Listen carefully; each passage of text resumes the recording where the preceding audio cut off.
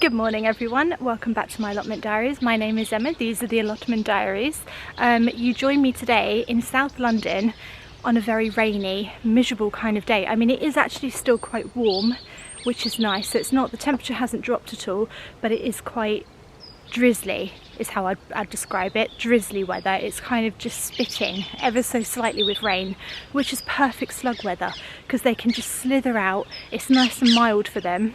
It's nice and wet on the ground and they just love it in this weather. So I'm going to have to do a major slug and snail sort of, what would I call it? Like patrol. Yeah, like patrolling right now. I'm just going around and just looking at everything and just making sure there's no slugs on anything. I've already picked 3 off. There doesn't seem to be tons. I think I'm managing to keep on top of it a bit by coming down here and actually physically removing them. Whether I kill them or not doesn't seem to matter because their numbers are definitely reducing since I've been picking them off. The runner beans are still alive. They are doing quite good. I was expecting more slug and snail damage, but so far so good. And we've had like perfect slug weather. So this is very good news. Same on this side of the archway. The runner beans are still, you know, there's still a lot here and they're quite good. They're doing quite well. I'm wondering actually if, because I can see a bit of bird poo sort of around the place and the birds actually quite like to sit up on my archway here. So I'm wondering if the birds are sort of sitting up here, seeing the slugs come out to my runner beans and then going down and just eating them. So the birds might actually be on my side this year, which is a miracle. It's a miracle because they're not normally on my side at all. Right, so I've sort of done my sort of morning walkabout, my slug patrol, and actually everything's looking okay. It's all looking very green on this plot, which is excellent. I've spoken to quite a few other plot holders this year, and a lot of us are all having the same problem with this excessive kind of army of slugs, which are just eating everything. I mean, a poor lady, she had 6 of her cucumber plants eaten right down to the stem, and they were doing really well in the greenhouse. It is devastating. So I really feel her pain, but it's part of allotment gardening. You've got to just keep whacking stuff in and hoping that it grows. That sounded very harsh when I said that. I didn't mean it to be harsh. I just, you know, it's all you can do is just keep whacking stuff in. I don't know if you've noticed, but I have been really keeping on top of my weeding this year. Look how neat.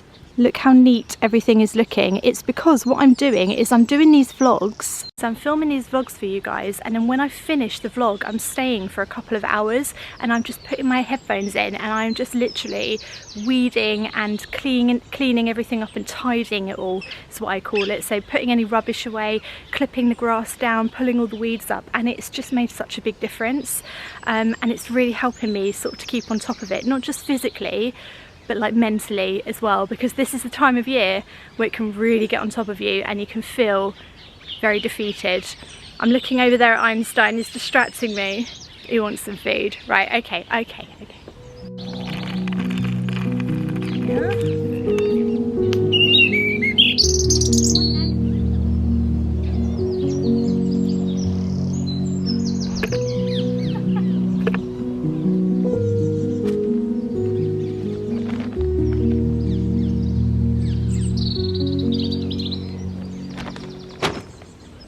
So it's quite a big day on the allotment today because today is the day I get my first batch of sweet corn out, and it's going to go in this bed here, and this bed here is, you see here my archway, it's the bed at the end of my archway, so hopefully it's going to be quite a nice little backdrop for all the pumpkin plants and stuff. I thought I'm also going to put some sunflowers in this bed as well. I think sweet corn and sunflowers go very nicely together. I am actually going to grow 2 different varieties of sweet corn this year at my allotment plot, but they're not going to both go in the same bed. You shouldn't put sweet corn, 2 like different varieties of sweet corn together, because if they cross-pollinate then they sort of kills them, like that you don't get a good crop. You've got to make sure they don't pollinate each other. They do say if you plant it like on a field and you're a farmer, they have to be, I think it's like 50 meters apart or something, but because I've got that big tree there separating my original plot from this one, the idea will be to plant some sweet corn here and then on the other side of the tree plant another variety of sweet corn, and hopefully the tree will stop them from cross-pollinating. That is just a theory.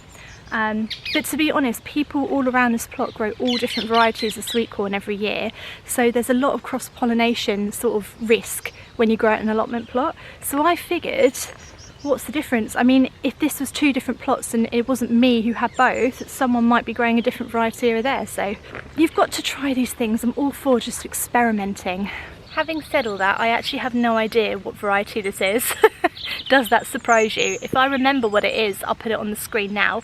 But I did sow it probably in March, April maybe, and I potted it on and it's got quite big. And I have another variety at home which isn't quite as far along yet, so that will go out later on.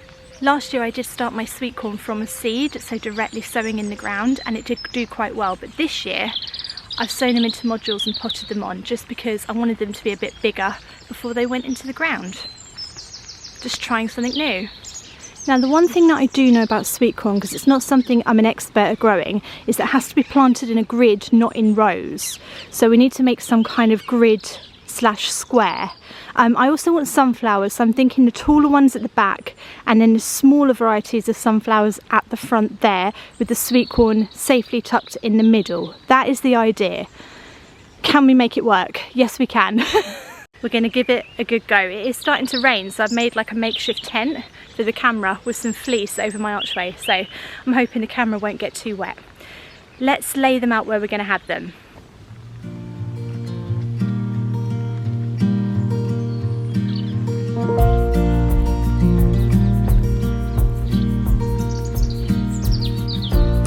Okay, so I'm not entirely sure because I've only got 1, 2, 3, 4, 5, 6, 7, 8. Have I got 8? 3, 6, 7, 8. Yeah, 8. So why can't I make that into a grid? Am I being really stupid here? I don't know. The reason we plant it in a grid and not in rows is because they're wind pollinated. So the bees do not come along to sweet corn and pollinate them and go from sweet corn to sweet corn. They have to blow. They have to blow in the wind and pollinate each other. So when we plant them in a grid, the wind has more chance of pollinating them, because if a wind is just going that way, then all the pollen is going to blow that way and they're not going to hit each other. So if you've got them all planted here like in a grid, then whatever way the wind blows, they blow into each other. Does that make any sense whatsoever? I think I probably said that quite long-windedly, but I hope it's sort of like, it just makes sense. So we need them to hit each other when it's windy. Is there a better way? Let me just have a fiddle with it, because I really want to get this right. I don't want to get the first bit wrong.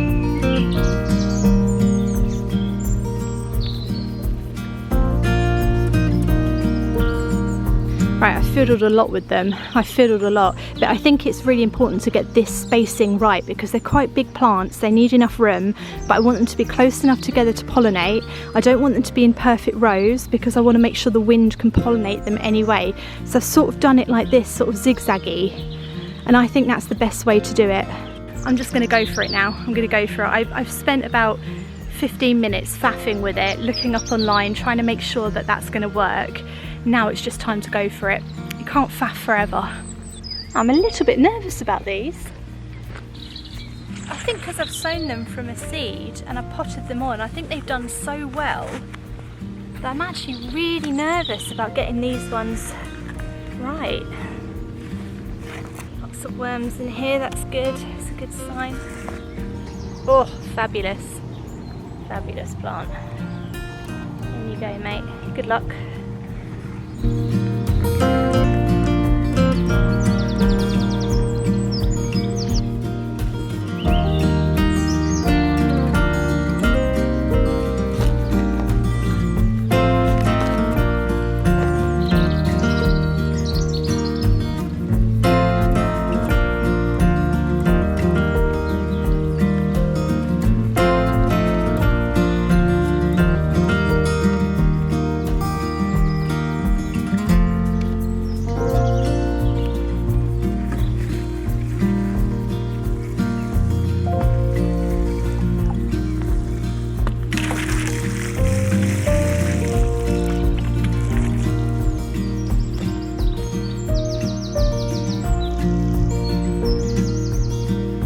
Right, it's in, and it looks pretty healthy. I mean, in terms of the size of it and stuff, this is pretty good. You know, I'm always quite excited if I've sown them from seed, like directly outside. I'm always pretty excited if they ever get to this point, this is when I expect them to sort of die. But this time I'm hoping they get a lot bigger and they actually grow into sweet corn. I always have such high expectations for the crops that I grow, don't I? Oh, another thing to say about sweet corn, if you are going to grow them in modules and then pot them on and then plant them outside, just be aware that they really hate their roots being disturbed. Their roots have to go really deep underground because they're quite tall plants and they need the structure and the security, you know, it's like their foundation. So they really hate their roots being disturbed, so just be really careful with it. I just made sure when I put them into the modules, I made sure that the roots were covering, you know, the outside of the plant, so when it came out of the module it was like intact. And then I potted them on, and I probably could have left them for a little bit longer actually, but I'm hoping, fingers crossed, I'm hoping that they'll sort of be okay with it. But they are very fussy plants. Not something I'm at all an expert at growing, and like I said, I've never managed to successfully grow a sweet corn and actually harvest it and eat it, so I'm hoping this year is the year.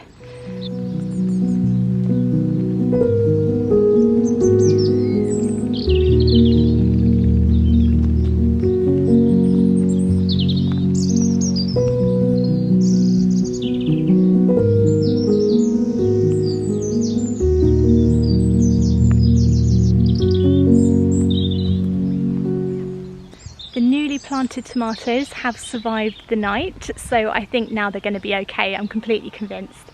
They're all looking a little bit healthier, a little bit like bouncier. Is that something I can say about tomato plants, that they're bouncy? But they do seem that they're springy, they're upright, the leaves are all growing. They're looking fantastic. I reckon they could probably do with a tomato feed actually, and I know that's quite early to say. I know it's a bit early because they've just gone out. Normally I'd wait a couple of weeks of them being out and then feed them, but I think you've got to listen to your plants. The leaves are looking just tiny bit yellowy, so I think it's probably best to feed them. Sometimes the best way of looking after your plants is just to listen to them and look at them and see. Oh, I always forget it's got child lock. Like a child's going to drink this. What child would pick this up and go, delicious, and just drink a load of tomato feed? And what's it going to do anyway? What would it do? Yeah, the best thing to do is just to look at your plants and decide what they need. You just look at them, you can just tell sometimes.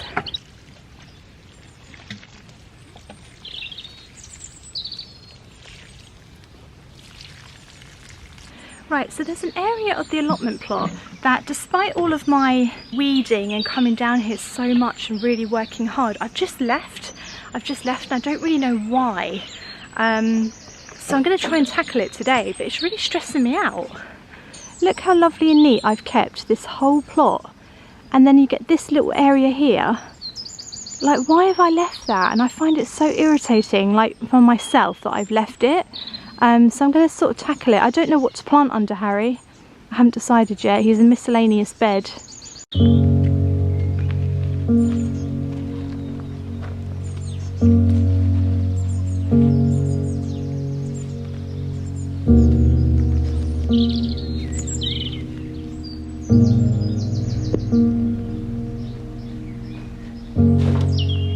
really don't know why I've left this so long. I think it's just been sort of a mental block. I just couldn't sort of handle it. I don't know why. I'm very hard on myself about areas of the plot that become like this. I feel like a failure instantly, and I worry about it and I stress about it. And it's funny because I'm always telling you guys to relax, to take it easy, to not feel like a failure. I always say, like, oh, everyone's plots have those areas that are full of weeds. You know, don't be too hard on yourself, don't give up, do it little and often, do whatever you can. And then I never take my own advice, and I just tend to get so anxious and stressed about weeds and slugs and snails and if anything's growing. So I spend all my time telling everybody else not to worry and just to, you know, just enjoy the process. And then I'm over here stressing away, not enjoying it myself. I like to think the reason I get so stressed about my allotment plot sometimes, I'm so hard on myself, is because I care, because I'm super passionate about it, and because I think deep down I know that I'm more capable than I sort of give myself credit for. And I always put myself down on these vlogs, don't I? And I laugh at myself, and I'm always just like, oh, look what silly Emma's done, oh, I'm such a plonker. But like, I have to remember that I took this plot and it was totally overgrown, and single-handedly by myself I brought it back to life. I made the raised beds, I planted everything, I dug everything out, I chopped 3 blooming trees down by myself with a bike helmet on, and I laugh at myself and I think it's so funny and oh, look what silly old Emma's doing. But actually I have to give myself credit sometimes. I have to learn to kind of congratulate myself. It doesn't come naturally to me to congratulate myself, but well, I'll keep working on that. Don't think we're gonna have a breakthrough today, guys, but I'll keep working on it.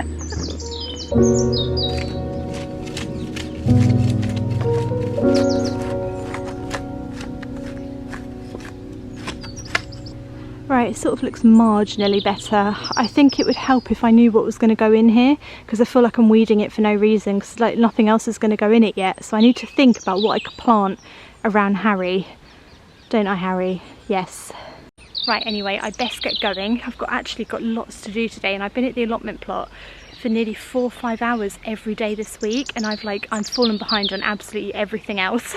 So I do need to get going. I hope you've enjoyed the vlog today. If you have, do subscribe to my YouTube channel as always. And I do hope those pesky slugs aren't causing you too much havoc at your plots. And if they are, I'm so sorry. It's so disheartening, isn't it? Just keep whacking everything in, and hopefully when we get some brighter, warmer weather, they will bugger off and leave us all alone. Here's hoping. Right, I'll see you next time, guys. Thanks for watching. Bye.